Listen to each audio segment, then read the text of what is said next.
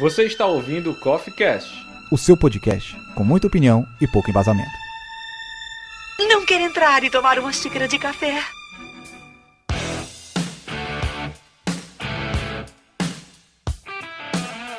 Fala galera, sejam bem-vindos para a gravação de mais uma edição do Coffee Cast. Esse que é o melhor podcast da sociedade, trazendo o time de Coffeecasters hoje para a gente conversar sobre um tema não usual, não habitual, incomum. Jovens, falaremos hoje sobre... Contos de fadas. Contos de fadas. Vamos falar sobre, como são conhecidos no Brasil, os contos da carochinha. Ou contos de fodas.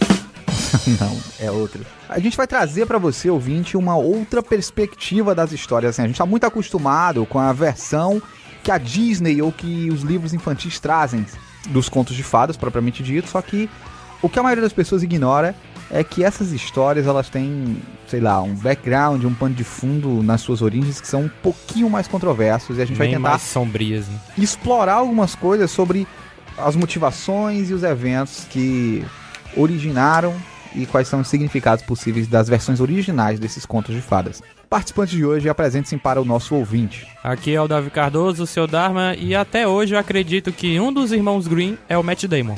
Aqui é Alessandro Santos, é ninguém, e a Alice é uma noiada. Fala, sociedade, aqui é o Sr. Charles, e eu definitivamente não gostaria de fazer parte de um conto de fadas na versão original. E aqui é Elisandro Anjo do Grão-Mestre. Eu queria saber se o araqueto, quando toca, deixa todo mundo pulando que nem pipoca. O que isso é? Segue o jogo.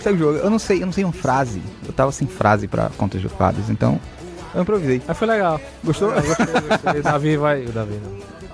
Seu Dharma. O Sr. Dharma, ele vai colocar aí na edição, vai te ajudar. Por favor, Sr. Dharma, viu? Eu acho que fica a reflexão. Evocando a sabedoria aqui da nossa amada Clarice Lispector, Boraquito, né? Vamos pra pauta.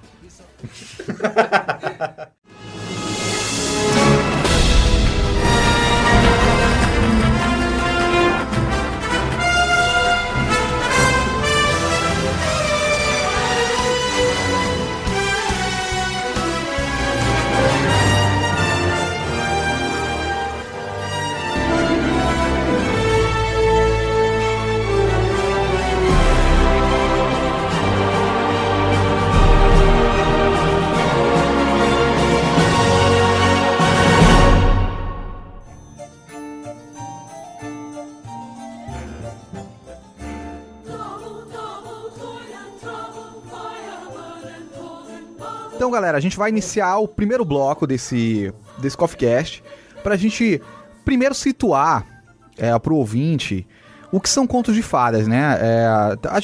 É um tema que eu acho que ele é tão corriqueiro, ele é tão comum, ele é tão talvez cotidiano pra gente que a gente não pare tanto pra poder pensar a respeito das conceituações, né? Que estão por trás do que é um conto de fada, o que de fato essas histórias nos trazem. Então eu queria convidar vocês, participantes, para trazer uma perspectiva do CoffeeCast sobre o que é um conto de fada para o nosso ouvinte. Por favor, qualquer um que sinta-se à vontade a participar. Pera, qualquer um não. Eu quero que o Sr. Charles, eu vou assumir o nome dele, Sr. Charles. Os contos de fadas são geralmente caracterizados por histórias que fogem da realidade, tem como regra não ser algo real, não ser algo que possa ser vivenciado ou vivido, né, dentro do que se discute sobre realidade, né. Os contos de fadas geralmente eles não seguem a linha de tempo real, tipo, por isso que geralmente quando começa a se encontrar um conto de fadas, geralmente se começa por era uma vez, nunca... o icônico era uma vez, aconteceu num dia tal, num momento tal, não é específico em relação ao tempo. Não segue se diferencia bastante de lendas, porque lendas geralmente tem que se espelhar em algo que seja real, alguma coisa que faça parte da realidade, e também das fábulas, porque a fábula tem como regra uma mensagem moral. Então os contos de fadas às vezes não tem isso. Conto de fada basicamente é isso. Tem que ter seres fantasiosos, tá certo, fantasiosos, tipo gnomo, elfo e tudo mais. Isso é uma regra. Fadas, né, principalmente. Uma trama que não necessariamente, obrigatoriamente, precisa ter um final feliz. E tem que ser algo que não possa ser Essa história dos contos de tratado como fadas... verídico. Essas histórias dos contos de fadas, elas não terem um final feliz, assim... porque a gente tá muito acostumado com a história do final feliz, né? A DreamWorks lançou o Shrek e quebrou um pouco essa ideia, né?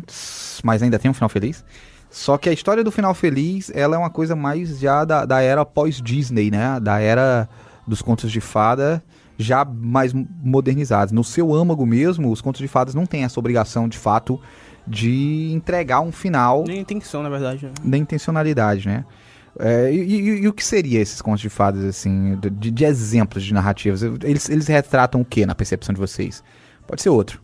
Não, e também tem aquela história de que, tipo, contos de fadas não é a mesma coisa de fábulas, porque a fábula, geralmente, no final, ela tem uma lição de moral, né? Tipo os ensinamentos do He-Man, né? No episódio de hoje, nós aprendemos que não é desse jeito, né?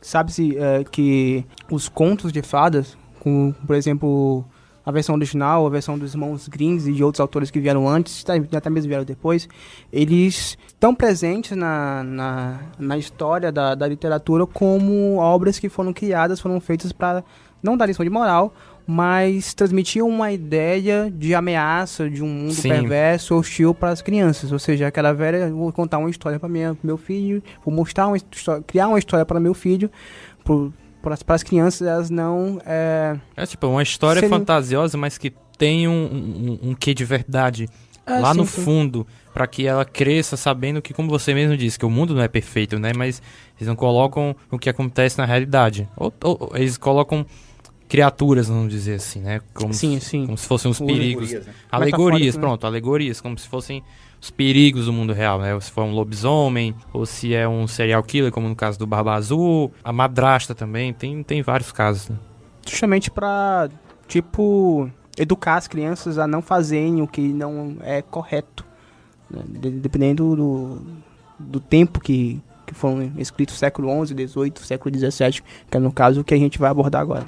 Então, você está me dizendo que um conto de fada, ele conta uma história, pode ter um fundo meio que assustador para ensinar as crianças a não fazerem certas coisas. Os contos de fadas originais, que é o que a gente vai falar, que é o que a gente está falando, eles têm isso como prioridade. A característica principal dos contos é justamente isso, é mostrar um mundo perverso, onde praticamente não existe um final feliz. É para quebrar essa ideia de romantismo, de final feliz, de que o mundo é bom, que tudo é positivo e tudo vai acabar bem, se não tiver ali o seu preço pago em alguns momentos. Como, por exemplo, que eu pretendo falar sobre a Branca de Neve, que a história não foi daquele jeito, que existe uma reviravolta na trama da Branca de Neve, onde a rainha ela é morta, ela é assassinada de forma brutal. Ela é torturada pela Branca de Neve junto com o príncipe, ou seja, quebra a moral, o aspecto da personalidade do personagem principal, dos dois personagens principais, que na versão que a gente conhece, que é da Disney, que é a mais famosa, mostra os personagens como pessoas bonitinhas, pessoas boas, pessoas meigas, mas na versão original, geralmente, os personagens, os protagonistas, eles vão ser pessoas escrotas mesmo, pessoas com aquele aspecto negativo, com aquele ar de vingativo, de tentar me matar, agora eu vou tentar matar você também. Basicamente isso. Ou seja, é obscuro, é sombrio e não existe um lado bom e um lado positivo em relação aos personagens, em relação à história. A linha é bem tênue, entendeu? Todo mundo é ruim nos seus aspectos. Existem aqueles que podem estar mais corretos do que os outros, mas na tendência a maioria vão ser ruins mesmo, pessoas más. Então, lhe agradecer aqui porque você agora tirou minha dúvida. Então, a gente tem contos de fada aqui no Ceará, no caso, a perna cabeluda, o velho do saco, né? Então, a gente tem esses contos de fadas aí regionais, né? Sim, a gente vai falar mais na frente de alguns desdobramentos que os contos de fada eles tomaram na modernidade. O cinema, o universo de entretenimento, o videogame, ele foi muito influenciado pelos contos de fada. Mas antes disso, a gente está tentando fazer aqui um apanhado histórico, mais ou menos. Alguns de vocês sabem qual é a origem desses contos de fadas? de como começou tudo isso? Acho que vocês não sabem, né? Os contos de fadas, eles na verdade, antes de serem incluídos em livros, não só dos irmãos Grimm, mas como do francês Charles Perrault, ou da Gabrielle, não sei o que eu esqueci o sobrenome dela. Gabrielle Suzanne Barbeau. Pronto, ela. E o Hans Andersen, ou Andersen, não lembro agora. Hans Christian Andersen, né? Isso mesmo, Hans Christian Andersen. Antes, esses contos de fadas, eles eram comunicados para pessoas da alta sociedade, vamos dizer assim, em salões, não salões de festa, mas grandes salões que, se não me engano, já eram chamados de salonière, uma coisa assim, onde podia ter tanto a presença de homens quanto de mulheres. E nesses salões, eles conversavam sobre várias coisas do cotidiano, mas eles também comentavam sobre algumas histórias que virariam contos de fadas muito famosos depois, até pela Disney. Só que depois, pessoas como o Charles Perrault, como eu falei, e os irmãos Grimm, eles pegaram essas histórias, deram algumas alteradas e colocaram em livros. Principalmente o dos irmãos Grimm, que eles têm um livro, que eu esqueci o nome agora, que por muitos anos ele foi um dos livros mais vendidos de todos os tempos. É o Harry Potter e o Cálice de Fogo. É, por aí, né? E em um século aí que eu não lembro qual também... Os 50 Tons de Cinza dos irmãos Grimm.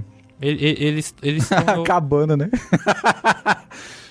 Ai, foi mal, desculpa. Ele se tornou, assim, não que obrigatório, mas estava num currículo escolar dos alunos, né? Aprender sobre contos de fadas. Eu queria fazer um adendo nessas falas, assim. Eu achei interessante as definições que foram trazidas pra gente aqui. Pelo Sr. Charles, pelo Zé Ninguém, pelo Sr. Dharma. E eu queria fazer uma contribuição trazendo algumas perspectivas também, né? Primeiro que eu gostei que vocês abordaram na definição de vocês uma diferença entre a fábula e a lenda, por exemplo, em relação ao próprio conto de fada. Eu também queria fazer uma diferenciação propriamente do mito, porque o mito, ele geralmente ele é impulsionado pelo destino, ele é impulsionado, uma história mítica, ela é impulsionada por forças divinas ou por forças do destino. A gente vê muito as tragédias gregas, onde o personagem protagonista, o herói da história, o protagonista, ele é movido ou pela força dos deuses, né, pela divindade, ou o destino, ele está destinado a um grande feito. Os contos de fada, eles não têm essa pegada, né? Não tem, a gente não vê falar de divindade, a gente não vê o aspecto religioso representado com frequência nos contos de fada. Na verdade, eu não consigo lembrar mentalmente de nenhum conto de fada em que a gente perceba uma influência religiosa muito clara, assim, sendo citada na história. A definição da lenda, como o Sr. Charles falou, também tira um pouco da lenda, porque a lenda ela é calcada no real. O objeto da lenda, ele é verossímil, ele é passível de ser real, então ele é lendário, porque eu posso crer que ele pode ter sido factual. E a fábula tem toda essa questão que vocês disseram de ser uma metáfora com a realidade que tem no final uma moralidade. Ela tem um propósito final que é comunicar uma moral da história. Por que eu situei essas três versões, o mito, a fábula e a lenda, pra gente falar também dos contos de fada? Porque é um pouco complicado, já que todos eles bebem da mesma fonte. A gente tem que lembrar que antes de a gente ter uma tradição escrita, antes do ser humano dominar a escrita, a gente já vivia num universo de oralidade há muito tempo. As pessoas falavam nos clãs tribais, as pessoas conversavam entre si. E qual era a forma a tradicional de ensinar, de passar conhecimento? Geralmente, a figura mais velha passa para os mais novos daquela comunidade a sua sabedoria. Ou aquela figura de liderança, aquela figura que se entende que aquela pessoa detém o poder. Qual a forma mais eficiente de eu ensinar uma comunidade, por exemplo, ou um grupo de pessoas, o que é certo e o que é errado? Através de anedotas, através de parábolas, através de metáforas. É aquela história que a gente, às vezes, até no grupo de amigos a gente faz. A gente diz assim, aconteceu com um amigo meu. A gente tem sempre a história de um amigo nosso, né? Um amigo meu foi pegar um táxi, sabe? O amigo não tem nome. É quase um conto de fada, era uma vez. É atemporal, os personagens eles são meio genéricos, eles só têm um propósito, aquela história. É comunicar uma mensagem, um perigo que você tem que evitar, né? Então, os contos de fada eles têm essa raiz, na oralidade.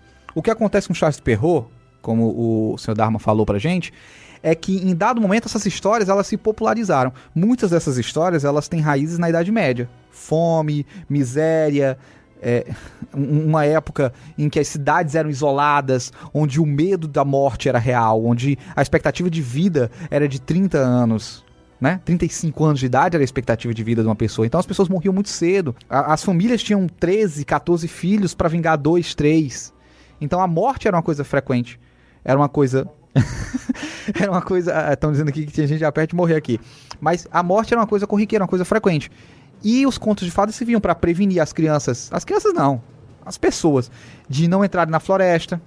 De evitarem o lobo, de não falarem com estranhos. Geralmente elas combatem algum tipo de pecado capital, né? Gula, luxúria. Eu tô tentando trazer o cenário contextual onde essas histórias surgem. Só que a gente tá falando de uma população que é basicamente analfabeta. Tirando os sacerdotes nas igrejas e talvez alguns nobres, nem todos, porque, por exemplo, Carlos Magno era analfabeto, era rei, era imperador. Só que a maioria das pessoas eram analfabetas. Então, pouquíssimas pessoas dominavam a escrita. Os poucos que escreviam eram monges ou religiosos que estavam dedicados a escrever a Bíblia ou textos religiosos. Então, a grande massa da população europeia, a gente tem que entender que quando a gente fala de contos de fadas, a gente está falando de uma parte do mundo, principalmente. A maior parte das histórias de contos de fadas são de origem europeia. E a gente está falando de uma população que, basicamente, toda a sociedade se organizava através da oralidade. Através do diálogo, da conversa, de um bate-papo, das famílias e dos grupos. Também é legal pensar que no seu âmago, na sua origem, nesse período aí obscuro em que os contos eles começam a surgir, não existiam crianças, tá? Não como a gente conhece, porque o conceito de infância, ele é muito recente. O conceito de infância data do início da Revolução Industrial, ou seja, tem um século, no máximo, um século e algumas coisinhas. A gente tem que pensar que em 1500 a criança era um mini adulto. Então não tinha tabu do que é dito pra criança. A criança podia falar de sexo, podia falar de droga, podia falar do que fosse. Porque para todos os critérios, sobreviveu àquela fase até os 4 anos de idade, aprendeu a falar, ela é apta. Então não tinha tabu. Então conto de fada não tinha necessidade de ser um conto assim, a gente não pode falar palavrão, a gente não pode tirar o sexo. Os contos de fada no seu âmago, no seu origem, não tinha nenhum limite. Falava de estupro, falava de incesto, falava de canibalismo, falava de uma porrada de coisa que hoje em dia é impensável da gente dizer isso pra crianças. Fazia parte do contexto, né? O canibalismo era presente, né? Existiam historiadores que diziam que no século XI e XII na Europa existiam feiras de carne humana. Bizarro. Eu acho que a figura da criança, né, de você pegar uma criança, geralmente pegar uma criança ou um adolescente pra colocar como protagonista, fazer paralelo à ideia de que, a criança e adolescente geralmente é ingênuo, né? É chamar a pessoa de ingênuo. Olha, se você for ingênuo, você vai se fuder. Mas até essa ideia da criança ingênua, ela só surge a partir do Renascimento, né? Você pode observar, por exemplo, que antes disso, durante a Idade Média, a gente não tem pinturas ou escrituras falando de criança. As crianças não são retratadas, porque eram difíceis que crianças sobrevivessem. Então as pessoas não se apegavam muito. A criança era muito mais, no núcleo familiar, uma espécie de distração da família. Era o foco das atenções. Ah, tem um bebê, legal, bibibi, bobobó, né? Cadê o bebê? Torcer pra sobreviver. Se a criança passou daquela idade, chegou até os 7 anos, ela passa a ser considerada um cidadão, só que ela já pula dessa infância, dessa semi-infância em que ela é quase um objeto, uma posse da família, e ela passa a ser agora um indivíduo que é membro dessa família. É um mini adulto. E todas as obrigações que um adulto tem, essa criança tem. Ela trabalha, ela vai ter responsabilidades no lar, ela tem que proteger a família. Tudo que um adulto faria, ela tem que fazer. Ela casa. São 10, 11 anos na Idade Média, uma menina já estava apta a casar, desde que ela tivesse tido a menstruação, né? A gente tem que entender também que é outra realidade. Para nossa cabeça, que está acostumado com o conceito de infância, que a gente tem uma série de regras sobre o que uma criança pode ou não pode saber, a gente tem que entender que os contos de fadas surgem desse contexto. Contos de fadas não são histórias para crianças. Contos de fadas são histórias, né? São anedotas que servem como código de conduta, como sinal de aprendizado para as comunidades que vivem naquelas realidades. Bom, e também tem a etimologia da palavra fada, que significa... Aliás, que vem do fatum, que ela significa destino, né? Contos de fada seriam contos de fatum, ou seja, de destino, contas de coisas que aconteceram. Sim. Né? Então é mais ou menos aquela história. Aconteceu comigo, aconteceu com um amigo meu. O que eu vou fazer? Olha, Davi, não entre na floresta. Por quê? Aí eu tenho uma historinha para explicar por que não deve entrar na floresta. Não, então as crianças eram os pets da época, né? A galera criava ali, se sobreviver, beleza. Um pet. Bota a ração ali, sobreviveu. Mas era muito isso, né? Assim, hoje, até pouco tempo atrás, eu não sei se isso ocorre com muita frequência hoje, mas se a gente vai pra cidade... A gente vai pra cidades de interior e é muito comum que os nossos avós tivessem muitos filhos, né? E sempre tem 2, 3 que morreram, né? Cara, eu tenho um, né? Já vai fazer 10 anos. E o bom dele ter nascido é porque, tipo, quando ele aprendeu... Um de quantos, assim, que você tem? se lascar. Uns 13? O bom de, tipo, ele aprendeu a andar, ele entende, né? Quando ele começou a andar, entendeu o que eu falava e tudo. É porque eu posso pedir as coisas a ele, entendeu? Eu tô com sede, eu não vou na cozinha mais beber água. Eu sempre peço pra ele pegar. Aí às vezes eu brinco dizendo... É tipo um mini escravo. Eu digo pra ele, Gabriel, você só nasceu pra que eu pudesse pedir as coisas a você. Pra você ir pegar refrigerante, pegar água, pegar comida. Mas isso é o Zé Ninguém perpetuando o que aconteceu com ele. Nada mais justo, é karma, né? Você pegava as coisas pro seu pai. Bem, nós temos a prova que o senhor Dharma, eu mesmo. Nós temos a prova que o Zé Ninguém, ele é o Highlander, né? Porque ele tem vários filhos... vários deles morreram e um deles, como ele falou que o Gabriel, ele tá treinando pra no futuro o Gabriel se tornar ele, né? Sim, Gabriel, o futuro Zé Ninguém. Mas ele vai ser o Zé Alguém. A gente vai... Tá torcendo por isso. Eu pago o colégio dele pra isso. Não é pra ele estar gravando podcast no futuro, né? Não é vagabundada. Pois, então, só fechando essa história, né?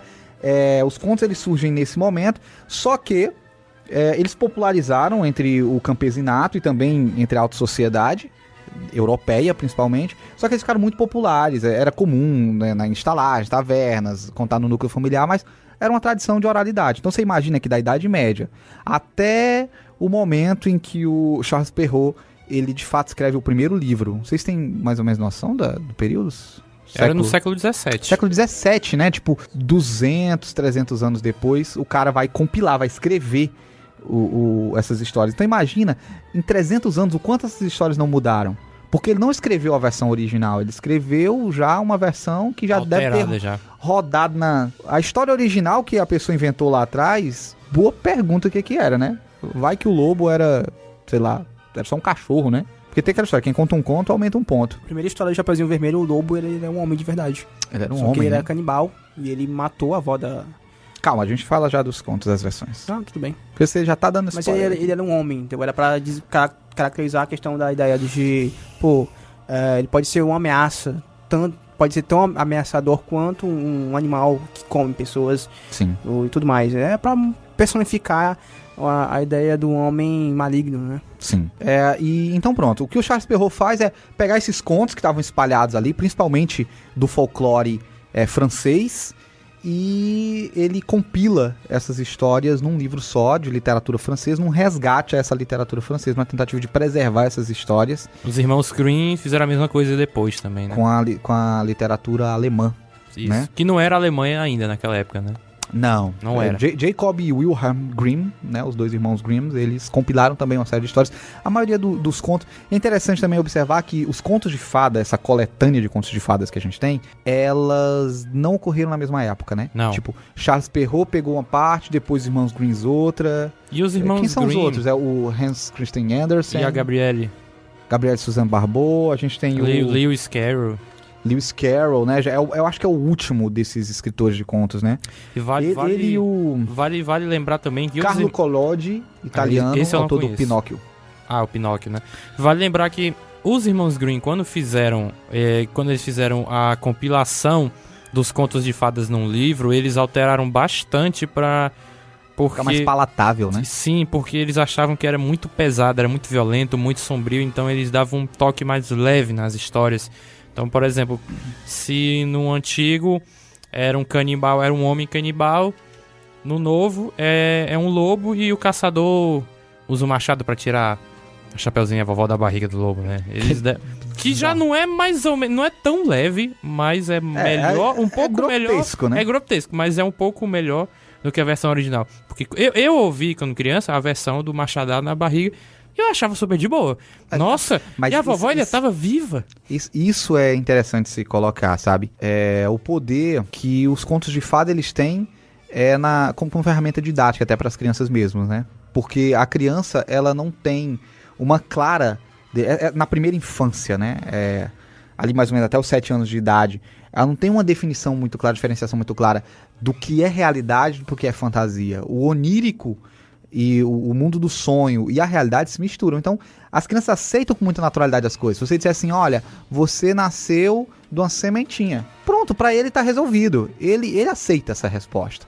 Porque o universo da fantasia é muito presente na vida da criança. Daí a importância e o poder dos contos de fada na educação infantil, por exemplo, né? A gente vai ter um psicólogo, que é o... Deixa eu tem até o número do malandro aqui. É o Bruno Bettelheim, né? Que ele trabalha principalmente o uso de contos de fada na educação infantil. Ele trabalhava principalmente com crianças autistas, mas ele fala muito, né? Ele escreveu um livro famosíssimo, que é A Psicanálise dos Contos de Fada. Óbvio, né? Tive a oportunidade de ler parte desse livro para pauta, estudando para pauta. E ele... único que estudou também.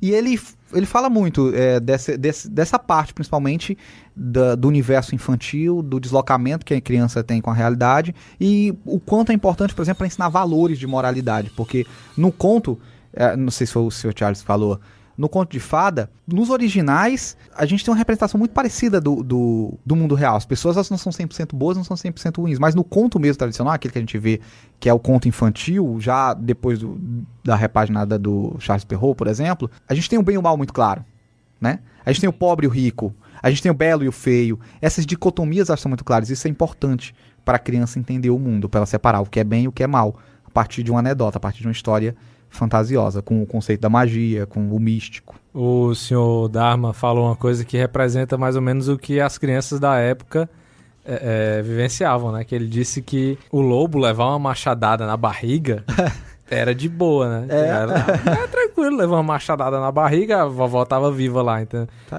Tem uns bairros aqui em Fortaleza que ainda hoje isso é normal. A gente vê aqui na fala do senhor Dharma que ele é uma criança...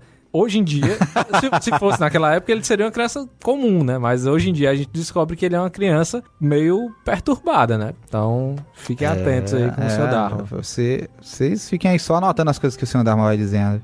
Mas eu achei legal o relato dele de dizer, por exemplo, que quando ele ouviu a versão original, né? Em que o cara chibateava a barriga do lobo com o machado e tirava a velha lá de dentro viva. E, tipo, pra criança é isso mesmo, né? Beleza, tava viva. Abriu a barriga, ela tava lá, tirou. Acabou. Eu achava mais impressionante era o lobo continuar vivo, colocar pedras dentro do lobo, costurar e ele continuar vivo, achando que comeu a velha. E como é que ele comeu a velha, ela ficou viva? Tipo, mas é aquilo que acho que foi você mesmo que falou, Sr. Charles, né? É um universo mágico, né? Tem esse negócio mágico. Mas vamos separar o mágico do absurdo, né, cara? Porque... Não, eu acho que o conto de fada, ele tem o pé no absurdo. Ele é verossimilhante. Ele é parecido com a realidade. Ele não tem necessidade de ser real. Porque, por exemplo, uma coisa que eu acho que foi tu mesmo que falou e eu achei muito legal, ele é atemporal, porque ele nunca se situa num tempo, ele não tem uma data em que ele ocorre, né? Ele começa sempre com o clássico. Era uma vez. Só que o local ele é muito bem definido, a gente sabe onde as histórias acontecem. Acontece na floresta, essa história aconteceu na França, essa história aconteceu na Inglaterra, essa história aconteceu num deserto. A gente sabe a localidade definida, mas o tempo, whatever. Não tão distante. Então isso, basicamente a origem dos contos de fada são essa compilação de uma série de relatos, né, de folclore popular dos povos europeus, principalmente. A gente vai ter a adição de alguns...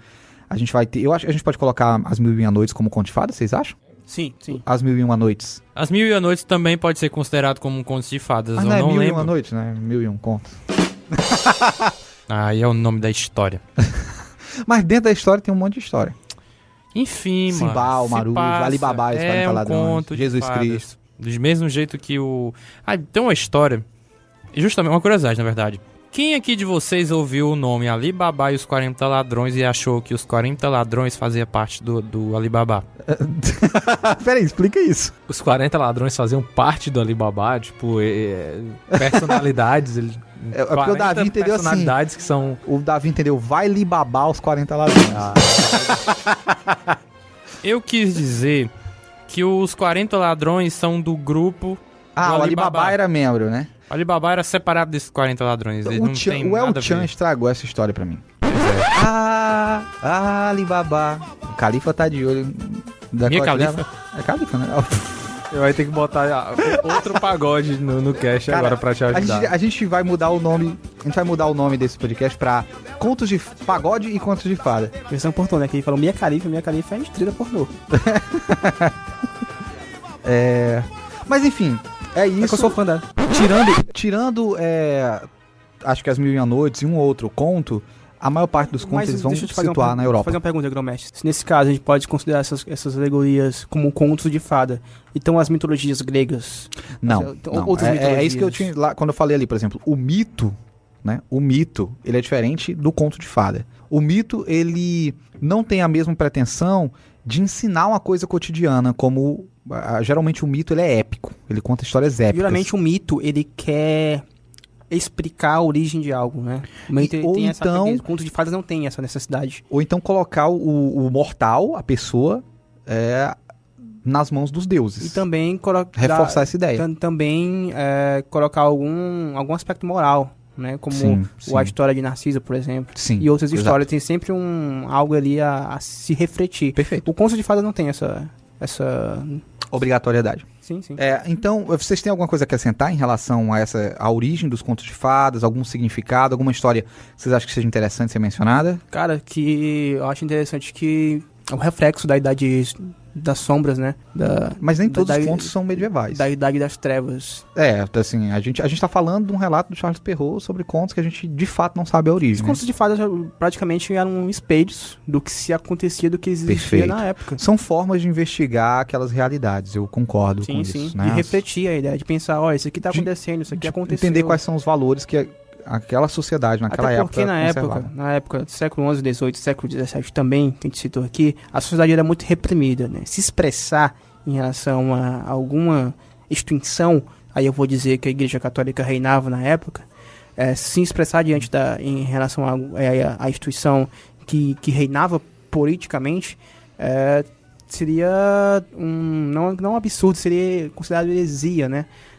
Ao ponto de vista da igreja, e você poderia ser caçado. Você seria caçado, seria morto. Então acho que criar contos de fada contando essas histórias e citando de forma sutil que acontecimentos tais que refletiam o que realmente acontecia naquele momento, foi uma ideia interessante de se passar o que estava ocorrendo, o que estava acontecendo, que fazia parte da realidade. Ou seja, os contos de fadas surrealistas, né, eles apresentavam uma ideia realista do que se acontecia Sim. naquela época. São histórias, no contexto daquele são momento histórias histórico. fantasiosas com paralelos Que e é analogias de muito- realidade. Muito parecido, aí eu dei vontade. Eu tava pensando nisso antes de vir pra cá, que lembra muito hoje em dia o trabalho do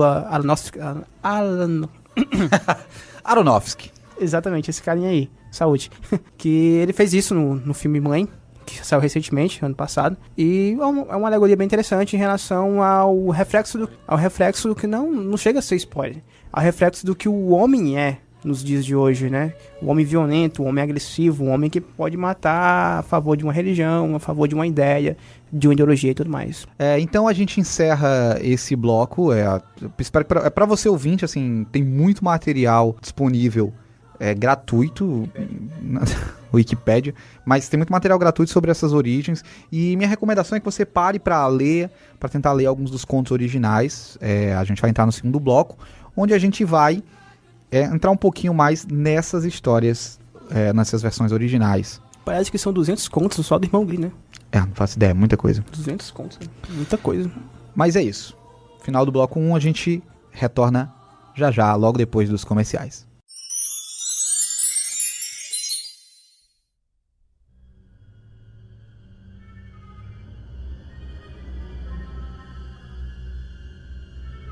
Então a gente inicia o bloco 2 agora, onde a gente vai trazer algumas dessas versões para você ouvinte que ficou curioso. A gente falou um pouco aqui da origem dos contos de fadas, e a gente falou muito que os contos na sua origem, no seu âmago, né, no seu gênese, eles são diferentes daqueles que a gente está acostumado, daqueles que a gente se familiarizou assistindo os filmes da Disney ou lendo os livros infantis. Aí a gente vai trazer os casters fizeram suas pesquisas e pegaram alguns dos contos famosos que a gente tá habituado e vão trazer aqui as principais diferenças pra gente de alguns deles. Então convido vocês a apresentarem para os nossos ouvintes algumas dessas histórias. Eu peguei uma história que não é tão conhecida, pelo menos eu não conhecia ela, que é a história do Barba Azul.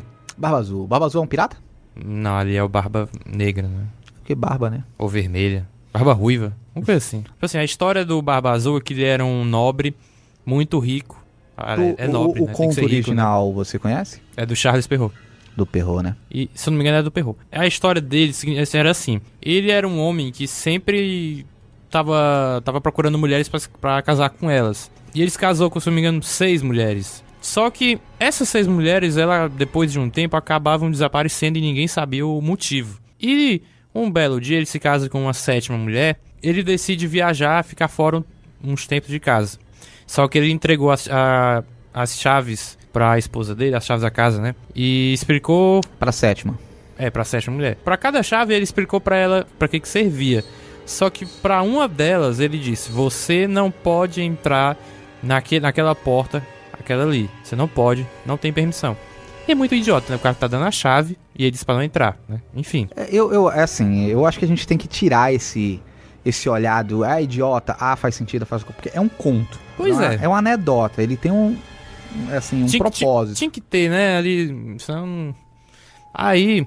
Acho que foi proposital. Ele disse: não, você não deve olhar de jeito nenhum o que tem ali guardado em segredo, que você não pode olhar de forma alguma. Porque Mas pega aqui a chave. Incita na cabeça da pessoa o que tem de tão proibido ali dentro. Você fica martelando na sua cabeça: não, eu quero saber, mas ele não pediu pra eu não olhar.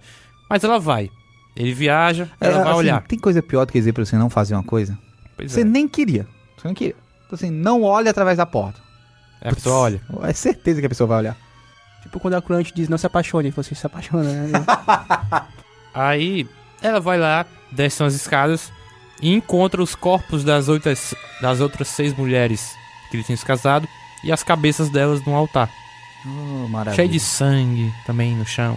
E ela fica horrorizada. E quando ele volta, ela ainda fica calada, mas ele acaba descobrindo porque tinha sangue numa das chaves. Não sei como o sangue foi parar lá, né? Mas tava Porque ela, não satisfeita em ver os cadáveres, ela ficou esfregando a chave assim. lá. Outra vez carregada e pá. Ela chegou, mexeu com a chave, você tá bem? E como ele descobriu, ele foi atrás dela. Só que ela conseguiu escapar com a irmã dela. Não sei por que ela foi trazer a irmã, mas ela conseguiu escapar para uma torre mais alta, de não se sabe onde, porque a história não diz, né? Pelo menos nas sinopses que eu li. E o cara foi atrás dela com uma espada. E enquanto ele tava tentando entrar, os irmãos da esposa dele apareceram, lutaram com ele e mataram o Barba Azul. Os irmãos liberaram a mulher com a irmã, viveram felizes para sempre. A mulher pegou o dinheiro do cara e ficou com ele, né? Ajudou a irmã a se casar com o marido, entregou uma outra parte para os irmãos, outros 2 irmãos, e o resto ficou com ela. E depois ela conheceu um rapaz, se casou com esse rapaz, mas viveram felizes para sempre. Porque ele era um cara legal. Acho que ela já foi lá com essa intenção de matar o cara. Não sei, né? Aí descobriu, né, que tinha matado as mulheres e foi só um detalhe isso. Esse Barba Azul, né? Ele era o Fábio Júnior da época. Referências. Referências. Eu acho curioso a gente falar. Eu não conheço a história do Barba Azul, assim. O nome é familiar. Tem uma versão mais leve ou é só essa versão pesada aí? Não, deve ter. Deve ter a versão original. Se a Disney não fez, então não tem. Não tem.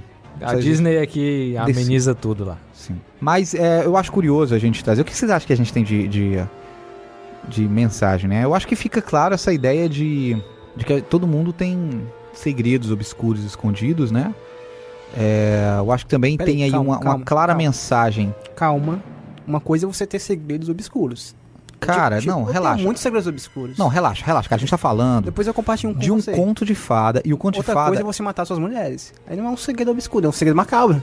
Mas a gente tá falando de um conto de fada onde as coisas, elas têm que ter o absurdo. Elas precisam ser absurdo. Porque se eu fosse contar a história onde a mulher abre... A barba dele é azul. Boa pergunta.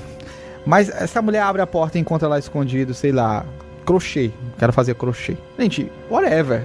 Tem que ter o absurdo que é pra gente sentir. As 7 mulheres lá trabalhando como escravas, fazendo alguma coisa diferente. Que seria igualmente bizarro. Seria muito mais interessante. Seria aí uma alegoria de Steve Jobs aí da vida. Não sei. Ele tá viajando aqui, o seu Charles. Ele veio aqui comer o Walter Strudel. É o bolo lá da Alice. Mas próximo conto. Cara, eu vou falar um pouquinho aqui do Flautista de Hamelin. Eita, Caralho. eu tô ligado essa Cara, historinha. Tem um curta da Disney que, tipo, eles tentaram amenizar, mas não ameniza muita coisa não, sabe? Porque... Nada Disney. A história original é que essa cidade de Hamelin, né, na época... Na antiga Alemanha, acho que não era chamada de Alemanha ainda, em 1284, tava passando por uma peste lá, um surto de ratos. Os ratos estavam dominando tudo lá, não dominando tudo né, Não é a de peste tomar o bubônica, poder. Hã? Não é a peste bubônica, não. Não, era não. Era só Só a peste bubônica. Eu acho que pode ter alguma correlação, porque foi uma coisa que assustou o povo europeu, mas a peste bubônica, né, a famosa peste negra, foi um hecatombe da Idade Média. Se ninguém disse pra gente que o conto se passa em que época? 1284. Então é bem capaz. 1274? Certeza. Tá relacionado. 1284.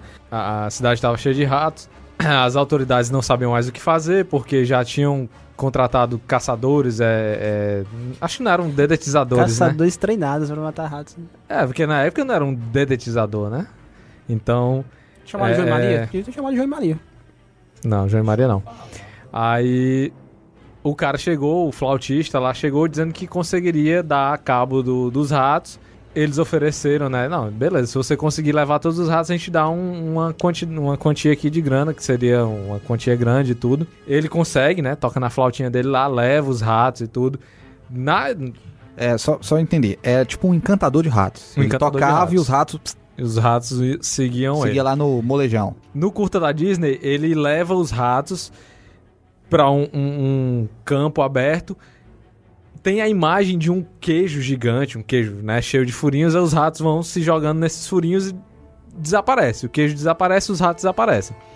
Na história original, entre aspas, né, que não se sabe realmente se foi isso que aconteceu, ele leva esses ratos para um rio e os ratos morrem afogados nesse rio. Aí ele vai para as autoridades, consegui dar cabo dos ratos, matei todos os ratos, que era a minha grana. Aí o prefeito lá, não sei nem se era prefeito na época, né? O manda-chuva lá da cidade chega... Cara, cadê a cabeça dos ratos? Né? Eu vou pagar por cabeça, cadê a cabeça dos ratos? Não tem cabeça aqui, como é que eu vou saber se você matou os ratos? Então não vou lhe dar nada, né? Aí o cara tomou no rabo legal. Aí o que ele fez? Vou me vingar. Beleza, tchau. Tranquilo. Aí quando for um tempo depois ele volta, toca outra música e dessa vez ele leva as crianças da cidade. Dessa vez ele toca... molejão. Ele toca aquela do... Vai varrendo, é? Vai varrendo? Vai varrendo. Pronto, Eu tava vai varrendo, espiando vai. ratos zumbis, cara. Não. Aí ele... Dessa vez ele leva as crianças. No conto da Disney... Não, peraí. Aí, no caso, ele leva as crianças. As crianças desapareceram no conto original, entre aspas, né? Porque realmente não se sabe se foi isso que aconteceu. Dizem que as crianças... Foi a mesma coisa. Entrou no rio e as crianças morreram afogadas. Na cidade tinha um vitral numa igreja, a igreja foi destruída, né, devido ao tempo e tudo, mas o vitral fazia menção a esse acontecido. Tem uma inscrição num prédio antigo da cidade que fala sobre isso também, né, que essas crianças morreram, acho que mais de 100 crianças. Só sobraram 3 crianças na cidade. Um aleijado, porque não andava de muletas, não conseguiu acompanhar. Um cego, que não conseguiria saber qual era o caminho para seguir, e outra criança que era surda. Só esses 3 que sobraram. No conto da Disney, essas crianças... Tem a parte das crianças no conto da Disney? Tem. Essas crianças, elas vão seguindo... E é massa que no conto da Disney, todas essas crianças estão trabalhando. Quando mostra o flautista... que ele começa a tocar flauta, todas as crianças estão trabalhando, cortando lenha. O flautista é o Pennywise? Não, mas poderia ser. Olha aí. Um crossover. Pois é, aí todas as crianças elas estão trabalhando, estão varrendo a casa, estão cortando lenha, estão fazendo serviços braçais de adultos, como foi dito aqui, as crianças naquela época não tinham infância, passava do pet pro adulto. Aí, no conto da Disney, é essa cena. Eles estão trabalhando, o flautista chega, começa a tocar, elas saem pra seguir o flautista. O flautista abre uma fenda numa montanha. Cara, é foda. mostra dentro da fenda lá, tem aqueles doces, doces que é tipo uma bengalinha, tipo de Natal, né? Típico de Natal. Aí essas crianças entram, chegam lá, começam a brincar, totalmente diferente do que a gente já tinha visto há pouco tempo, né? Elas lá agora estão brincando, se divertindo, comendo doce. E eu acho que esse demônio, porque o flautista deve ser um demônio, né? Só pode. Ele deve ser alguma coisa da bruxa do João e Maria. Ele é um bruxo. Ele é um bruxo. Irmão da bruxa do João e Maria. Aí, do 71 também pode ser, né? Todo bruxo deve ser parente. Aí... Não, assim, aí pra terminar, só pra terminar. Mostra todas as crianças felizes, né? Brincando, comendo doce. Aí fecha a fenda lá na montanha. As crianças nunca mais voltam. Eu acho que essa amenizada que a Disney tentou dar não ameniza porra nenhuma. Eu tava pensando nisso. Ele é um sequestrador do caralho, né? E que conto creepy, bicho. Qualquer das duas versões são assustadoras, né? Pois é, nos relatos que tem, né? Porque, não, mais uma vez, não se sabe se foi real, porque é uma história de muito tempo atrás. As pessoas dizem que pode ter sido um serial killer que matava as crianças. Atribuíram também a doença, alguma doença que as crianças pegaram. Só que essa história da peste negra, se eu não me engano, essa cidade, Hamelin, foi uma das poucas cidades que não foi afetada. Porque não teriam os ratos. Porque a peste, pelo que eu li, ela estava nos carrapatos que estavam nos ratos. Como Sim, a cidade pulgas, não tinha né? mais ratos, porque o Flautista levou todos, então a cidade foi uma das poucas cidades que não foi afetada pra você ver como é interessante, né? A história, ela retrata, de fato, um evento local, né? A gente teve o terror, que foi a peste negra. A peste negra matou, se eu não me engano, 2/3 da população europeia, cara. Então foi muita gente mesmo, assim. Se o senhor Charles está dizendo que foi 1/3, eu não sei, de fato, a informação precisa. Tem Google aí na vida de vocês. Mas é para ver o quanto isso influencia no cotidiano, ao ponto de gerar histórias que vão reverberar, né, anos depois, e o Walt Disney vai vai contar pra gente a história de um sequestrador. Não, só pra finalizar mesmo. Tem uma outra vertente que a galera acha que nas cruzadas teve uma batalha, era pra ter sido uma batalha, que seriam só com crianças, né? As primeiras cruzadas, se não me engano, as 4 primeiras cruzadas, ou não foram as 4 últimas cruzadas. Acho que foi Não, uma acho que foi das as 4 últimas. primeiras cruzadas mesmo. Elas foram à frente, a linha de frente foi feita pras crianças. Pois é. Tanto do lado das pessoas que representavam a Igreja Católica, como do lado lá dos sauditas também. Que papo é esse, mano? Não, A gente teve uma cruzada, que foi a cruzada das crianças, de fato. que teve um Não pivetinho foram lá. 4 cruzadas, foi uma cruzada só. E foi um massacre. E não teve crianças à frente do exército sarraceno, não, tá? Teve um pivete que teve uma visão do divino. Sim, era um que- moleque, assim, por volta dos 13. Eu esqueci o nome do cara. Eu Também. estudei essa história. Mas que aí as cruzadas seriam vencidas pelas Jerusalém pessoas de seria coração, de tomado coração por pessoas puro, de né? coração puro. Aí eles achavam que seriam crianças, então teve esse mandaram imbecil que teve crianças. essa ideia de mandar crianças Pois pra é. guerra. Aí dizem, né, tem uma vertente que acredita que essas crianças que desapareceram da cidade, elas não morreram, elas teriam sido enviadas pra essa Mas eu acho cedo. 1200, eu não sei se as cruzadas aí, se a cruzada das crianças mas como o conto ele pode ter sido aumentado, né? Pode ter sido adicionado essa parte das crianças depois. Sim, Dá pra ver uma crítica próximo visível, conto? Dá pra ver uma crítica visível a trabalho infantil também, né? mas trabalho infantil na Idade Média era normal, era trabalho adulto. É normal, mas não obrigado a ser aceito como algo normal. Era normal, era natural, mas mas é errado.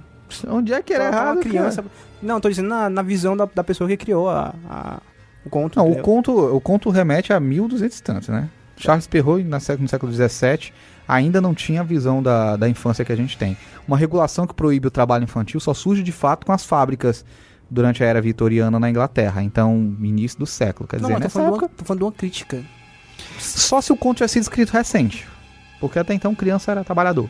As crianças trabalhavam na mina de carvão Então, normal. na época, você estava afirmando que na época não poderia ter feito uma crítica em relação a isso. Eu suponho, eu acho pouco provável, porque era normal, na verdade. Assim também como era normal queimar gente na fogueira, né, cara? Sim, Mas não tinha conto criticando isso. Nem por conta disso, não, peraí.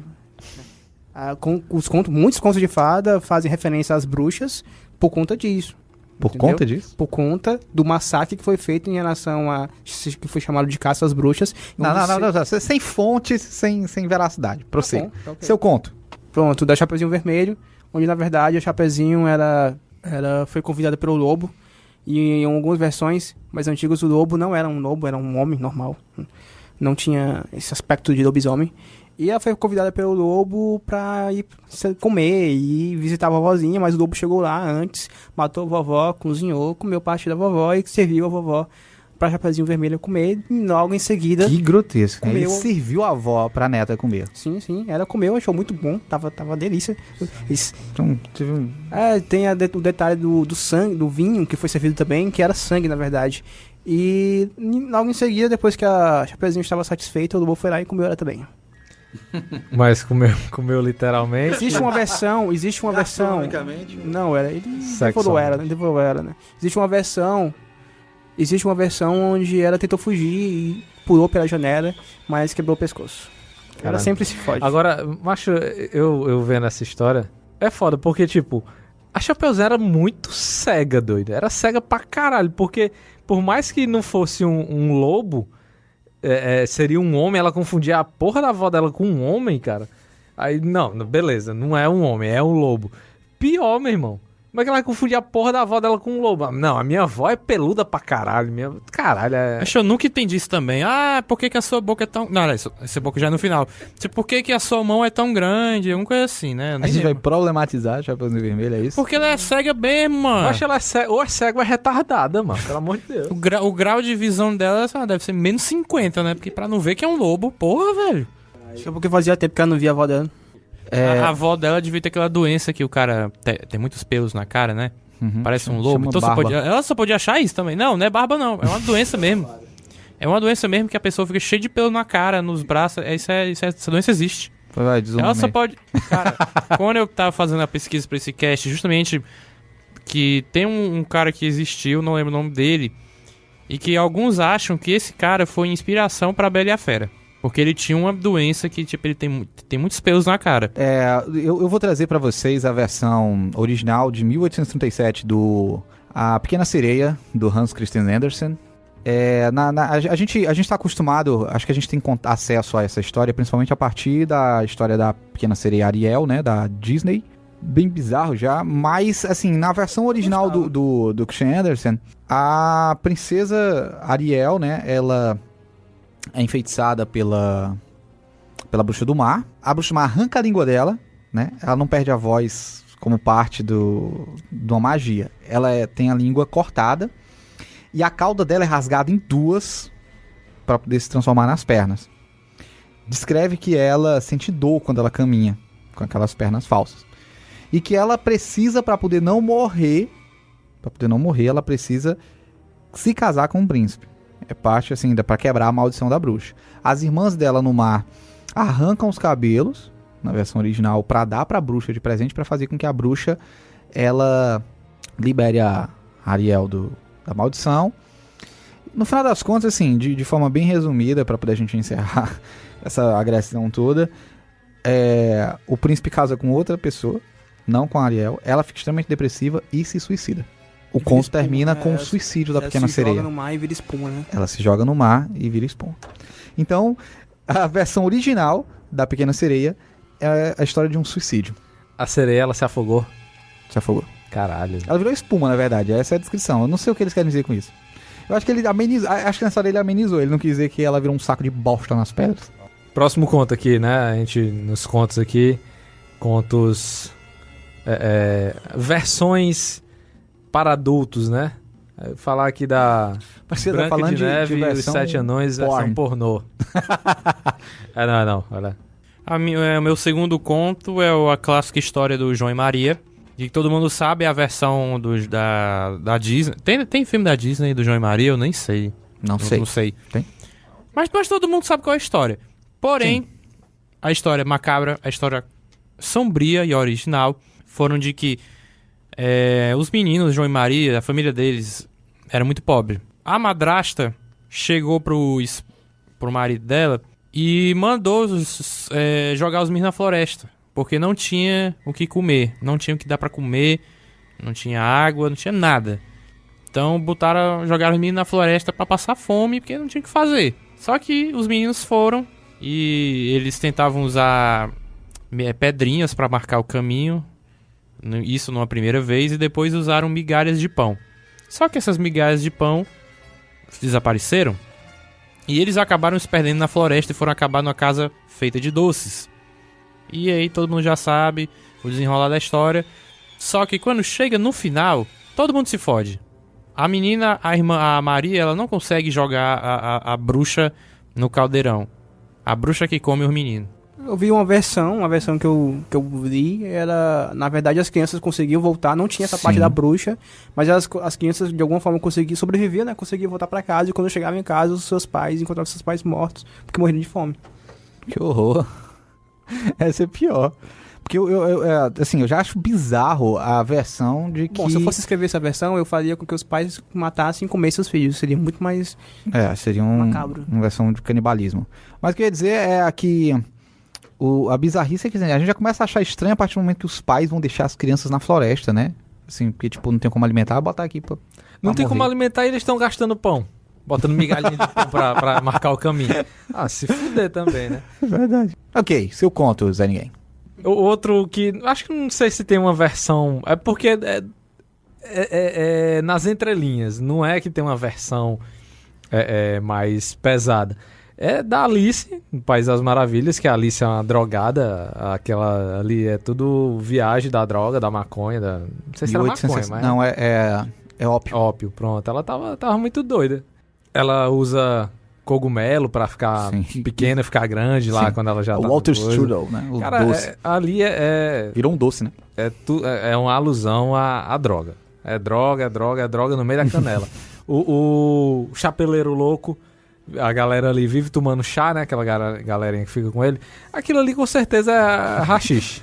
O Zé Ninguém aqui o Zé Ninguém aqui tá fazendo a perícia criminal aqui do Não, mas cara, é muito... eu li que o Lewis Carroll, ele escreveu esse livro como uma crítica à sociedade inglesa da época, né? O livro, ele é de 1865, eu acho que é o último... não sei se é esse ou é o Pinóquio, o último dos livros de fato que a gente entra pra contagem de contos de fada. Mas, tipo, ele faz algumas metáforas, né? Algumas alegorias sobre a sociedade inglesa. Por exemplo, o Absolem, que é aquela lagarta azul, sempre fumando droga narguilé. Mesmo. O narguilé. Olha de aí. fato um usuário de droga. Ali é uma crítica ao uso do ópio mesmo, que era liberado na sociedade inglesa como tratamento medicinal e era utilizado como recreação pelas pessoas. Então não era ilegal. Aí as pessoas viviam drogadas, o vício, né? A era do ópio. O coelho branco representa a sociedade inglesa, sempre pontual, sempre atrasada, o progresso que deixa todo mundo louco, que ninguém consegue se manter são. E a Alice fugindo daquela sociedade enquadrada para um mundo onde ela pode fazer qualquer coisa, o mundo da liberdade. Ele era basicamente um adolescente revoltado com os pais, regrando. A sociedade para ele mantinha as regras, ele queria um país das maravilhas onde ele podia fazer qualquer coisa. O gato de Cheshire, né, o Chester, o pessoal diz que surge de uma aspiração dele, das enxaquecas que ele tinha, e o chapeleiro maluco, era comum a história de chapeleiros ficando louco, porque eles trabalhavam nas oficinas para fazer o chapéu e chapelarias. Drogado. E eles trabalhavam com mercúrio, e afetava assim a sanidade. Então, é uma alegoria total às drogas. Não usem drogas. Essa é a campanha, Ministério da Saúde adverte, usar drogas não é legal. Conto, seu Charles. Então, também temos a Cinderela, onde... a Cinderela baiana. Que é a Carla Pérez, né? Só vai rolar pagode. Eu não entendi. Só que nesse conto da Cinderela, que é totalmente diferente do que a gente conhece, na hora de usar o sapatinho, né, o sapatinho chega até a casa... Só do sapatinho. O sapato chega até a casa da Cinderela, e quem toma posse em primeira mão são as irmãs adotivas, né? E pra tentar encaixar... As irmãs feias, eu acho isso tão preconceituoso. Também acho. elas amputam, né, os pés. Elas cortam, uma delas corta os dedos, a outra corta o calcanhar. Pra encaixar o pé Pra no sapato. encaixar. Só que não dá certo, porque quando elas chegam até o príncipe, alguém avisa o príncipe que os pés dela, o sapato está encharcado de sangue. Aí eles verificam que ali é uma falsidade, né? Ali tá sendo. Eles estão mentindo, não é realmente quem ele procurava que fosse. A Cinderela consegue encaixar o sapato no pé. Tudo ocorre da forma como a gente conhece. A Cinderela consegue se casar com ele, só que na noite do casamento, quando tá sendo feita a cerimônia, a madrasta, ela em revoltada vai tentar impedir, vai tentar fazer alguma coisa, vai tentar acabar com a festa, né? Só que aí surge um fenômeno mágico, os pássaros percebem a maldade na madrasta e furam os olhos dela. Eu acho que era Que horror. Eu acho que era Aqueles passarinhos bonitinhos que a gente vê na Disney furando olhos, né? Bicando e comendo os olhos da pessoa. legal. Conto original. Vou trazer, então, acho que o último conto pra gente fechar aqui a nossa rodada de contos. A Bela Adormecida, né? Eu guardei pro final, que eu achei mais bizarro de todas as versões, porque na história, a história transcorre da forma como a gente conhece, né? A princesa, ela é amaldiçoada e ela cai num sono profundo e ela não vai acordar. Aí tem aquele lance da roca e tudo, né? Só que no decorrer da história, ocorrem umas coisas bem bizarras, porque o pai, na versão original, o rei, né, o pai da princesa Aurora, ele leva ela pro campo, pro interior, para deixar ela lá isolada, onde ela não vai ter acesso às rocas. Ele não manda tirar as rocas do reino, ele leva ela para um lugar onde ela não vai ser, onde não tem roca. Nesse espaço, ela fica lá, pá, beleza, até que um príncipe passa e ele beija ela, primeiro que já é um assédio do caralho, né, mas bizarro como a gente lidava com isso, com naturalidade. Princesa, vou beijar. Opa, uma pessoa dormindo, vou beijar. Tipo o Bruce Willis no Quinto Elemento, né? Mas, cara, é bizarro, bicho. Isso é bizarro. Gente, isso é estupro. De qualquer forma, o príncipe chega e ele beija ela, e ela não acorda, né? Tem aquela história do beijo, e ele estupra ela. Ele aproveita, não acordou, ele estupra ela. A versão é bizarra, gente. É bizarra, assim. Ela engravida, ela tem gêmeos, e ela não acorda. Ela acorda quando um bebê atrás de mamar suga o dedo dela, confundindo com o seio. Aí ela acorda, né, com os filhos. Gente, se você me disser que essa porcaria dessa história não é uma história bizarra... Porque tem uma versão que os bebês, que ela não acorda. Aliás, ela acorda, mas metade do corpo dela foi levada pelos bebês que estavam com tanta fome que comendo. Eu não conheço essa história, tem mas... essa versão. As versões do Jones são sempre as de canibalismo, né? Canibalismo.com. Então acho que... Primeiro, como é que ela acordou se tava só metade dela sobrando? Cara, a gente tá morta, né? A gente tá falando de um conto onde a mulher dormiu por anos. Calma, né? Engravidou. Tu vai exigir lógica. Embuchou, teve o menino, pariu e não acordou. Eu acho que o Sam Dharma é o cara que acredita que o Superman realmente rodou a Terra ao contrário. Então eu acho que a gente fez aqui uma rodada de contos, né, de algumas dessas versões. Os contos originais eu acho que vale a pena a gente revisitar eles no sentido de que mostra pra gente, primeiro, o quanto existe uma maquiagem social, uma norma social que reconfigura essas histórias para que elas se tornem mais palatáveis. Então a gente vive numa sociedade que ela é extremamente regrada por uma moralidade, por uma ética que inibe certas coisas, mas também é interessante a gente pensar que por que essas histórias surgiram, né? Qual era a função dessas histórias dentro do seu contexto? Que tipo de mensagem elas serviam? Por exemplo, Né? qual era o propósito? Didaticamente, era entretenimento de fato? Será que era entreter? Como hoje os contos de fada, eles são muito mais entretenimento, ou então universo lúdico para criança, para infância mesmo, né? Anedotas. Os contos de fada hoje assumem um caráter muito parecido com o da fábula, que tem uma mensagem, né? A gente assiste um filme da Pixar e sempre tem uma mensagem que a criança vai poder extrair, que o adulto vai poder extrair. Os contos de fadas originais não, eles eram um relato de cotidiano, eles eram um relato de barbárie também, mas também jogavam na cara pra pessoa que tá ouvindo, olha, a realidade é essa, a humanidade é assim, se você vacilar, é isso que vai acontecer, né? Serviam mesmo para desencorajar certos comportamentos, para criar a sensação do grotesco, né? Pra pessoa que tá ouvindo, gente, a pessoa tá dormindo e é estuprada, o outro andou na floresta, falou com estranhos, se fudeu, né? Então, A menina vai visitar a casa dos ursos e os ursos devoram ela, né? e os ursos a devoram, né? A história dos ursinhos, Se você for na né? casa de um estranho, isso pode acontecer, né? Na Branca de Neve, a versão final, foi o que tu falou mesmo lá no primeiro bloco, Sr. Charles, que o príncipe e a Branca de Neve torturam a madrasta, né? Pega uns sapatos que são Pegam feitos de sapatos de ferro coloca na brasa e coloca na brasa e bota ela pra dançar, e ela morre dançando com esses sapatos em brasa. Quer dizer, são coisas fortes, né? A punição pela Tem uma maldade. versão que ela desce até o chão. Dançando Anitta. Ela transa com 7 anões também. Não sei, Eu vi cara. essa versão. Mas enfim, é interessante a gente recapitular, assim, a minha indicação para o ouvinte é que você procure esses contos na base, nas suas versões originais, nas suas vertentes primevas, mas com esse olhar de o que esse conto revela, primeiro, sobre a natureza humana, sobre o inconsciente coletivo, sobre o contexto cultural histórico em que ele estava inserido, né? Que tipo de realidade ele reflete?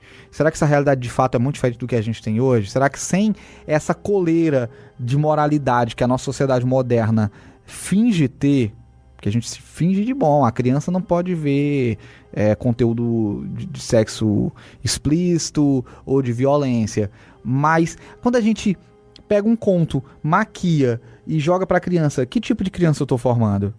Quando eu negligencio, quando eu nego pra ela conhecer o outro lado da sociedade, o outro lado da realidade, que tipo de cidadão eu tô formando, né? Eu acho que, de modo geral, quando a gente... Que tipo de consequência a gente causa na cabeça de uma criança em formação, por exemplo, ou de um adulto também, quando a gente evita frustrações. A gente tem esse negócio de evitar frustrações para as crianças. A criança não pode ver nada de ruim. O Zé Ninguém tá dizendo aqui pra gente que é uma geração do mimimi, né? Que tudo tem que estar do jeito que eu quero. Por quê? Porque eu cresci só ouvindo as histórias boas. As coisas sempre aconteceram da forma como eu quis. Eu não tenho paralelos ruins ou coisas de fato negativas. Mas a realidade, ela não tá tanto dentro desse... Quando eu desse crescer, ponto. eu vou ter que lidar com essa realidade aí, como é que eu faço? Quando Exato. eu criança, me ensinaram que não era assim. A criança ela internaliza muita coisa. Eu também não estou defendendo que você deve sair dizendo todo tipo de atrocidade e bizarrice. Claro, né? Você não vai transformar uma criança num psicopata. No entanto, essas histórias elas tinham uma função, que era essa função realmente de através dessas anedotas, conseguir trazer um universo que, sim, ele é perigoso, ele precisa ser aprendido, ele precisa ser refletido, ele precisa ser problematizado. Então é isso, para ouvinte fica essa dica. Tente ler esses últimos... Eu queria fazer uma pergunta. Pois não. Foi uma pergunta que eu vi no site que eu tava fazendo uma pesquisa que a pessoa que descreveu a pergunta ela não responde. Eu resolvi trazer essa pergunta pra cá, até mesmo pros ouvintes refletindo sobre o mesmo. Se por acaso a gente também não conseguir responder. Qual seria o propósito, por quê, né? A Disney pegou esses contos que são tão macabros, são sombrios, e transformou em histórias bonitas, deu um final feliz pra eles. Por quê? No início era Disney? Teria ideia? Alguém teria? Primeiro a Branca de Neve, por que ele não fez o conto original? Eu imagino que a gente já tinha passado por um processo de transformação social muito forte após o primeiro filme que a Disney faz é a Branca de Neve, dos contos é a Branca de Neve. E nesse primeiro filme, eu não sei se é década de 30 já, 39, a gente tinha passado a Primeira Guerra Mundial, o mundo passava por um momento de moralização muito grande. Né? Esses valores religiosos, cristãos, de tabu contra repressão, contra questões de sexualidade, contra questões de violência, ele era muito forte. Outra coisa que é importante eu estou falando aqui o que eu acho, né? A Revolução Industrial tinha acontecido, né? na Inglaterra. O cinema estava chegando, mas o cinema tinha muito aquela cara de espetáculo. Né? A gente tinha tido os Irmãos Lumière, a gente teve muitos filmes do Méliès, a gente teve essa galera fazendo os filmes deles, que tinha muito a cara de um cinema muito próximo do que era o teatro, muito próximo do que era o próprio circo. E era tido como um universo infantil no sentido da brincadeira, do lúdico mesmo, do fantasioso. Eu acho que o Disney brinca um pouco com essa porra louquice que é o circo.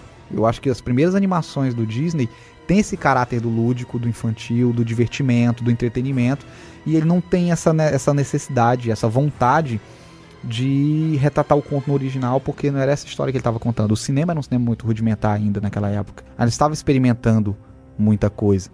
Mas isso aqui eu tô falando especulações, assim, a partir de leituras, a partir de digressões minhas. Acho que ele identificou nos contos algo positivo nas características, na estrutura do conto, né? Na questão do propósito de se passar uma mensagem, pode-se dizer que sim, uma reflexão sobre o contexto, sobre a realidade. Ele identificou isso e trouxe para a época dele, mas na época não havia necessidade e seria melhor não contar o conto da forma como ele era. Sim. Né? Melhor dar um final feliz. Seria muito mais bem aceito. Então, ele teria ali um produto onde ele vai estar apresentando para as pessoas e as pessoas vão aceitar de uma forma muito mais positiva se tiver um final feliz, se tiver algo que não seja tão antipático, né? Porque colocar uma menina comendo a sua própria avó é muito antipático, é muito grotesco, é muito macabro, as pessoas talvez não saberiam lidar com isso. Aí só fechando, o Disney ele trabalha muito os arquétipos, que é a questão mesmo do estereótipo, né? Ele fica nessa camada superficial, ele não aprofunda. Eu acho que é proposital essa coisa dele. A gente tem que ver que é uma época que o cinema bebe muito disso naquela época também, da psicanálise, né, com Freud, depois com Jung, né, com Carl Jung, e que esses dois pensamentos, essas duas linhas de pensamento na psicologia, principalmente, elas têm um olhar muito profundo para o subconsciente humano e por essa formação desse subconsciente a partir desses arquétipos que a gente está imaginando mesmo, né? O subconsciente ele identifica coisas de uma forma muito simplista. O que é bom, o que é mal, esse dualismo. A gente tem um podcast inteiro sobre maniqueísmo, por exemplo, fala do bem versus o mal, nessa forma simplista, mas que era uma sociedade mais simples que tinha essas divisões muito claras, né? Tinha essas divisões muito estabelecidas do que era certo, do que era errado. A gente estava falando de uma sociedade que estava passando por um enrijecimento nessa questão moral, nessa questão ética mesmo, e que, por grande influência desse contexto de enrijecimento, um período de pós-guerra, um período de avanço, sei lá, das religiões, um período em que a gente tem uma psicologia que está começando a tentar entender essa ética e moralidade, está começando a discutir essas questões. Então, trabalhar esses arquétipos da forma pura, o personagem bom, por exemplo, na Disney, é bom, ele não tem nenhuma linha de defeito, a Branca de Neve não tem nada de defeito, assim, enquanto caráter, né? Parede, né? Isso é defeito? Falando de defeito de personalidade. E o vilão, ele é mal todo. Ele não tem motivo pra ser mal, ele só é mal, né? E durante muito tempo, isso se perpetuou no cinema. Mas é muito isso, porque tinha que ser uma função didática, uma função clara, uma função realmente de dualismo moral muito estabelecido, que era uma coisa de trabalhar o arquétipo mesmo, que era um negócio que estava muito era o zeitgeist da época, né? Era o espírito da época mesmo. Era o que estava muito no coletivo, no imaginário coletivo, que estava muito no subconsciente popular. Eu acho que o próprio Disney não tem essa noção de que ele fez dessa forma por isso. Eu acho que era muito... Tava acontecendo uma porrada de coisa ao redor dele e ele meio que sem perceber acabou indo na onda, né? Tava todo mundo fazendo, ele fez também. As influências, eu acho que muito dos campos de pesquisa.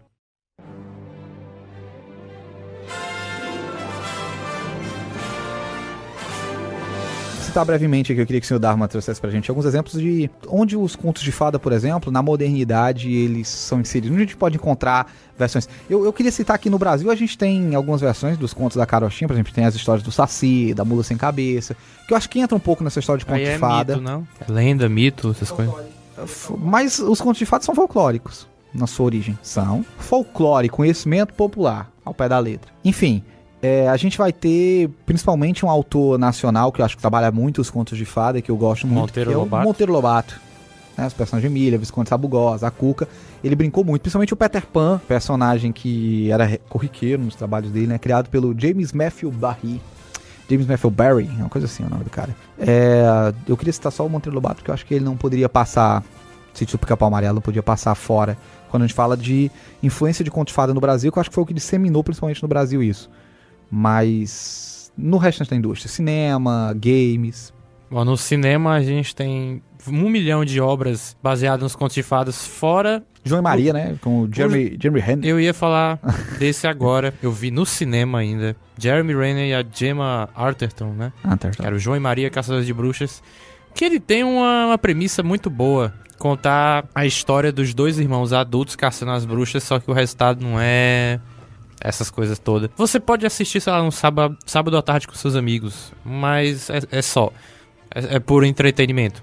Tem um filme do Peter Pan, que eu nunca vi. Tem vários filmes do Peter Pan. Vários filmes tirando os filmes que a Disney fez. Não, vamos falar da Disney. A gente tem o do Robbie Williams, a gente tem um com o Hugh Jackman, a gente tem do Robbie Williams é o Hulk, a volta do Capitão Gancho e o do Hugh Jackman é o Pan, né? Pan.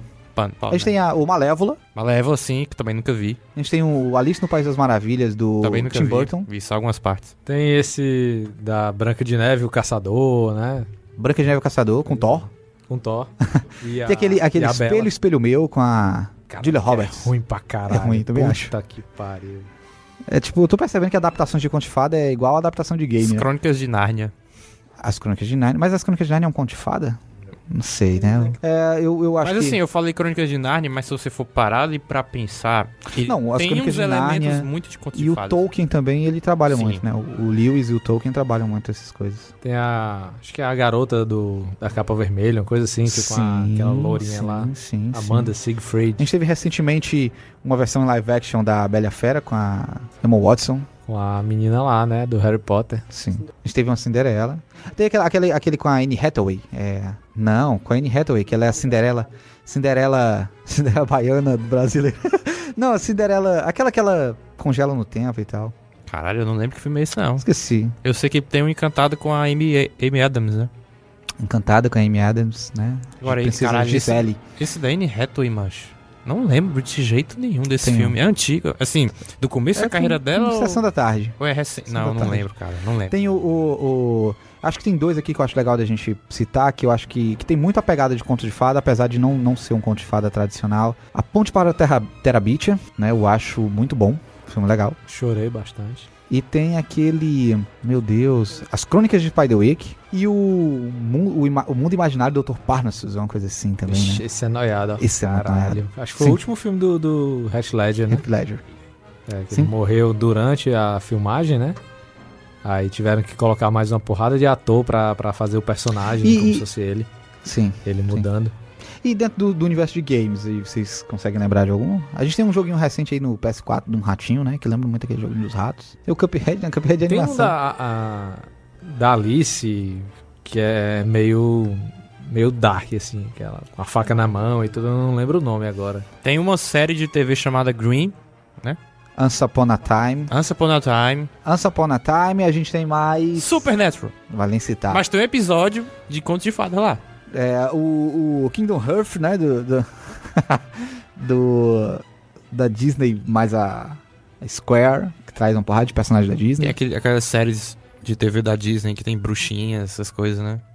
Enfim, quer dizer, fora os elementos, né? Fada e monstro que estão frequentemente presentes em jogos como Skyrim, como o Dragon Age, esses jogos de mundo aberto, o próprio Diablo. É conto de fada esses jogos? Não, eu digo, tem influência. Eu digo, influencia. Não são contos de fadas, mas, por exemplo, trabalham com criaturas que são comuns nos mundos de contos de fada, né? A gente tem ogro, a gente tem bruxa, a gente tem... Enfim.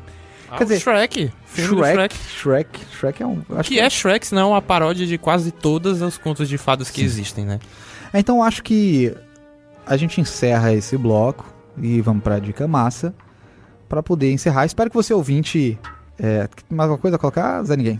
Pois a gente segue pra dica massa agora e você ouvinte... É claro que esse material ele é muito extenso, tem muita coisa mais, mas a dica assim, isso serve de introdução pra você repensar a partir dessas anedotas, a partir dessa história, o universo ao nosso redor a partir das histórias que a gente conta.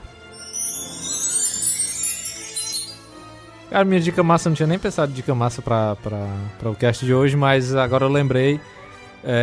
O filme Meninama.com, ele parece com a história da Chapeuzinho Vermelho, né? O assediador lá, o pedófilo seria, trocando em miúdos ali, ele seria o lobo, né? Então acho que é uma dica massa. Eu acho uma dica massa, o filme é massa, então eu dou releitura, como dica né? massa. Como eu também não tinha pensado em nenhuma dica massa, eu vou pegar um filme que eu acabei de falar, que é o João e Maria, Caçador de Bruxas. Eu sei... Tu vai indicar esse filme? Eu sei que não é um filme extraordinário, mas tem o Gavião Arqueiro e a Jean Grey. Por que tu não gosta do nosso ouvinte? É porque eu não sabia que ia ter dica massa, eu não pensei em uma. Então, é um filme pipoca, sessão da tarde, pra assistir num sábado à tarde com seus amigos. Pelo menos isso, né? Vou indicar Jumanji, novo aí com o The Rock, muito massa, assistam. Então, eu vou fazer, às vezes, aqui dessa vez, eu vou passar 3 dicas aqui, pra poder completar, já que Os casters hoje vieram despreparados de dica, Sempre, né? como sempre. Primeiro, um livro que a gente citou do Bruno Bettelheim, né, que é a psicanálise dos contos de fada.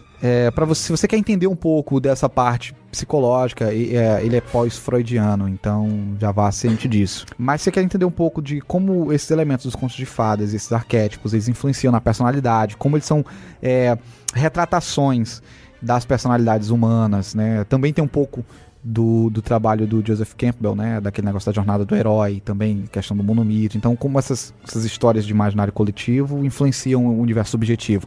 O Bruno Bettelheim eu acho que o principal nome para você estudar quando você quer entender um pouco mais a fundo esses aspectos mais profundos dos contos de fadas. A segunda dica que eu queria dar é um jogo de RPG de mesa, né? Da Wizards of the Coast, não, da White Wolf, que é o Changeling e o Sonhar. É um jogo de RPG onde os jogadores interpretarão fadas. As pessoas vão jogar com fadas.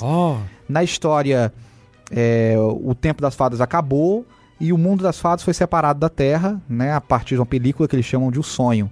Então as fadas passaram a habitar o mundo dos sonhos e o mundo real ficou apenas para os humanos. No entanto, quando houve essa ruptura, algumas fadas ficaram presas na Terra na forma de mortais. E o jogador vai jogar com essas pessoas que descobrem em algum momento que tem espíritos de fadas.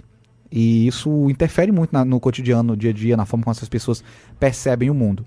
É um jogo muito rico, muito imaginativo, muito criativo. Deixa eu te interromper bem rapidinho, Grão-Mestre. Eu vou reformular a minha dica massa. Não assistam o João e Maria. Assistam o Labirinto do Fauno. Eu acho que é a melhor dica de filme de contos de fadas ever. É uma versão bem... E ouçam o nosso Coffee Collection de Guilherme Del Toro, que já tá disponível para vocês ouvirem. Que link, jabá, catim. Acho legal. Então, a última dica que eu vou dar é o episódio número 2 do podcast Clã Materna. Clã Materna número 2 vai falar sobre a educação e os contos de fadas. Foi um dos materiais que eu ouvi para poder pesquisar para esse podcast. Tá bom? Então, o Clã Materna é feito com muito cuidado pelas meninas lá. É um podcast muito completo mesmo, assim, eu fiquei chocado com a quantidade de informações que ela conseguiu trazer, principalmente dos aspectos didáticos e educacionais, principalmente da psicologia infantil e os contos de fadas. É muito rico mesmo. Cara, tem o filme que saiu agora também recente, que retrata conto de fadas, que é o Bright, né, do Will Smith e o Joey Edgerton. Netflix patrocina nós aí. A gente tá sempre um jeito de falar da Netflix em todos os episódios. Até ela nos ouvir. Ok, então é isso, galera. Valeu, é nóis. Pra você ouvinte, quiser falar com a gente, mande e-mail para coffeecast@gmail.com. A gente vai ler o seu e-mail ao vivo.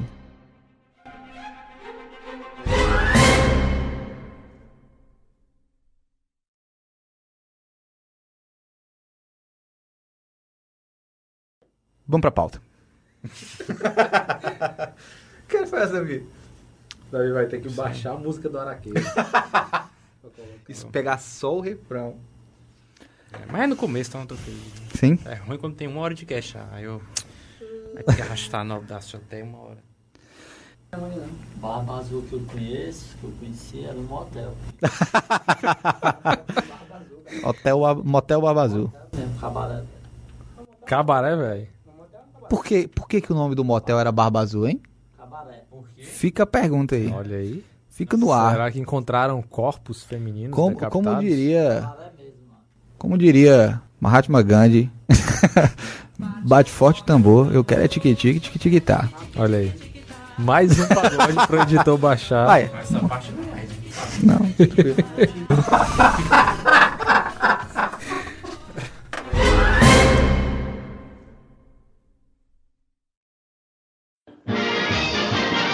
Esse podcast teve edição de Davi Cardoso.